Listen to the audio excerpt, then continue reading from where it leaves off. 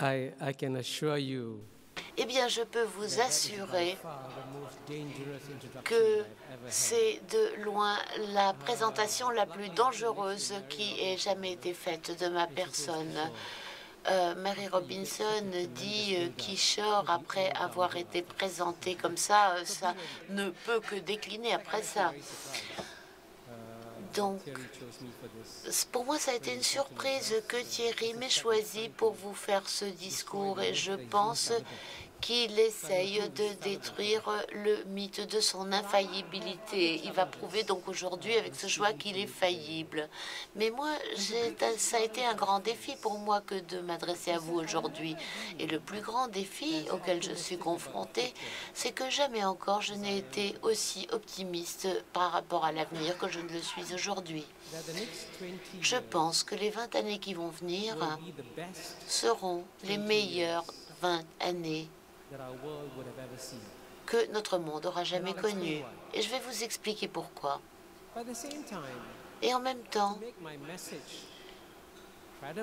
pour que mon message soit crédible, je dois me pencher sur ce qui vous préoccupe, sur ce qui est dans l'esprit du temps aujourd'hui, le Zeitgeist. Et le Zeitgeist, vous le savez, n'a jamais été aussi pessimiste qu'aujourd'hui.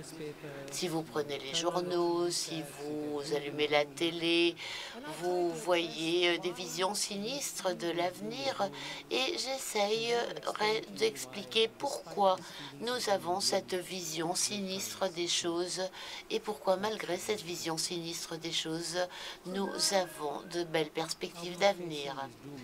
Donc, pourquoi cette vision sinistre des choses? Eh bien, j'ai trouvé une explication à cela, la raison pour laquelle l'humanité se sent un peu perdue dans le monde d'aujourd'hui, c'est parce que nous essayons de gérer en même temps 3 jonctions historiques importantes. N'en gérer qu'une seule serait déjà un défi. Gérer toutes les 3 ensemble, c'est énorme. Et je vais les décrire et vous comprendrez pourquoi. Mais avant même de commencer, je voudrais souligner ce qu'a dit Thierry. En tant que bonne asiatique, je dois faire ce qui se doit en Asie et je présente mes excuses à mes amis occidentaux si je vous mets mal à l'aise avec certaines des choses que je vais vous dire. Mais en même temps, si je ne vous arrache pas à votre zone de confort, vous ne comprendrez jamais le monde qui vous attend. Parce que le monde qui va arriver, c'est un monde qui est à l'extérieur de la zone de confort occidentale et je veux vous préparer à cela. Donc, quelle est la première jonction historique? Eh bien, la première jonction historique, et c'est pour ça que c'était une idée brillante de Thierry que de choisir comme sujet la gouvernance globale.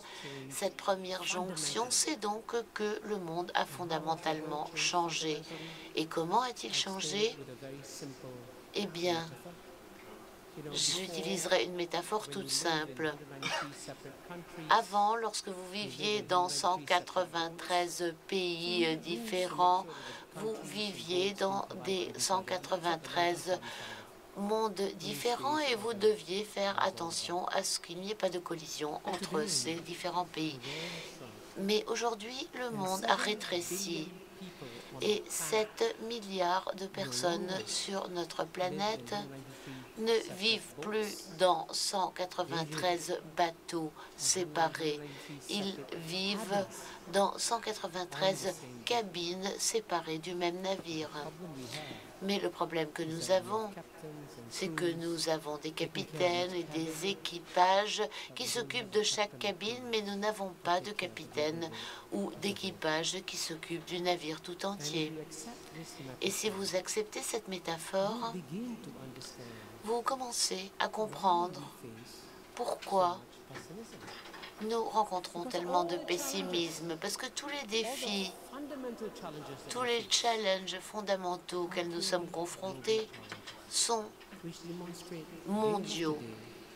Et c'est démontré jour après jour, cela nous montre jour après jour que nous sommes tous sur le même navire.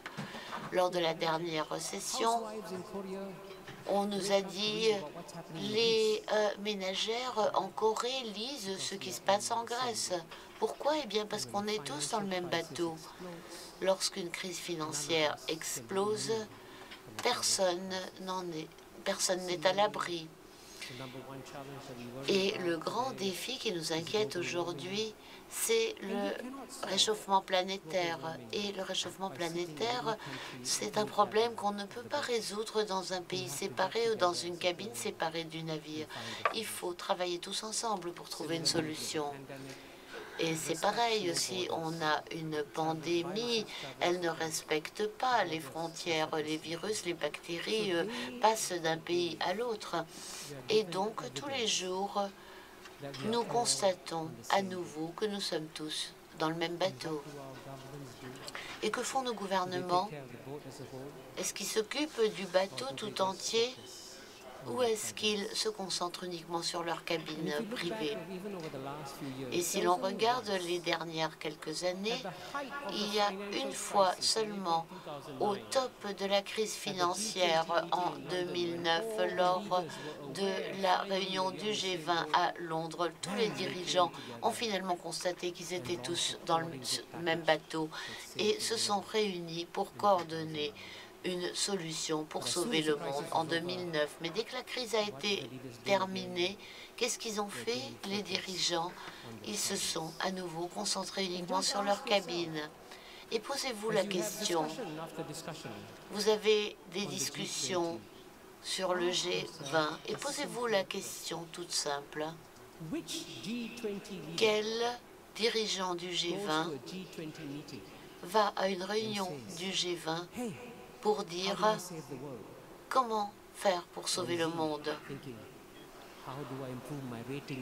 Est-ce qu'il ne pense pas plutôt comment améliorer mon score chez moi pour être dans mon pays, pour être réélu? Donc chacun continue à se concentrer uniquement sur sa cabine. Et ça crée un problème structurel. Le problème structurel, c'est qu'il nous faut des dirigeants pour s'occuper du bateau, mais nous n'avons que des dirigeants qui s'occupent de leur cabine. Et je voudrais dire quelque chose d'autre encore. Nous savons tous que la démocratie, de toute évidence, est la meilleure forme de gouvernance et qu'il n'y a pas d'alternative que nous connaissions. Mais soyons honnêtes, admettons également que certaines démocraties, y compris malheureusement la démocratie du pays le plus puissant du monde, les États-Unis d'Amérique, sont peut-être devenus dysfonctionnels. À une époque où nous attendons de la direction américaine qu'elle nous fasse traverser la crise économique, qu'est-ce qu'ils font les dirigeants américains? Ils se combattent les uns les autres dans leur pays. Vous le savez que lorsqu'ils ont commencé à discuter sur le plafond de la dette il y a quelques mois, ils sont presque frisés la catastrophe. Il y a les républicains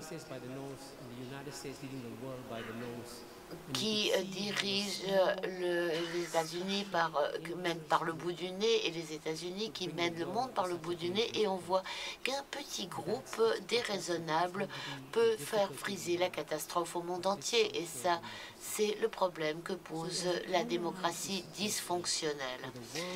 Donc, si on analyse la situation, un monde qui devient de plus en plus petit, des dirigeants qui se concentrent de plus en plus étroitement sur leurs propres intérêts, on commence à comprendre ce qui se passe.